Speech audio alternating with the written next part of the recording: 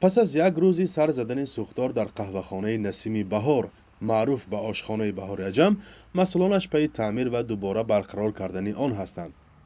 روز دویمی ینور این بینای سه‌آشانه که در یک از خیابان‌های مرکزی شهر خوجند در محله 19 قرار دارد آتش گرفت و هنگام آبپاشی به علنگه آتش حدود 10 مغازه و داروخانه و بانک ضررهای مالی دیدند.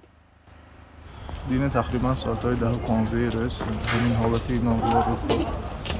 خوشبختانه یگان کس ضرر ندید. ضرری مالی عالی معین کرده نشده است. نیاز داریم که علاقه همین کوخنی رسای نزدیک کارش آغاز نماییم. مردم میتوانند همراه آمده خوراکشان گیرند و همچنین یورته های به نزدیکی سرمیدادی کارش آغاز میکنیم.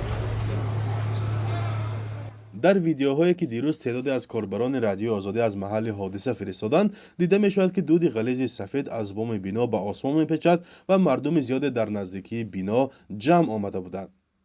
آتش نشانها با کمک کارمندان آشخانه و مغازه ها توانستند که تا بگاه پرره سوختار را خاموش کنند، ولی در مورد مساحت سوختار و فرضیه های سر زدن آن معلومات گوناگون است.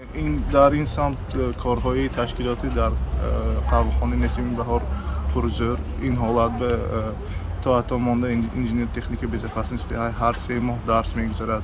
این حالت به یگان خیلی حالتی ناگوار شد. بهار عجم یک از بزرگترین آشخانه خوجند به حساب می رود و در آن روزانه صدها نفر غذا می خورند. مقامات رسمی هنوز درباره حادثه چیزی نگفتند، اما اکثر وقت سبب‌های آتش‌سوزی در بازار و دکان‌ها را رعایت نکردن معیارهای بی‌خطری و محافظت از سوختار می‌نامند. فرزان محمدی، رادیو آزادی، شهر خوجند.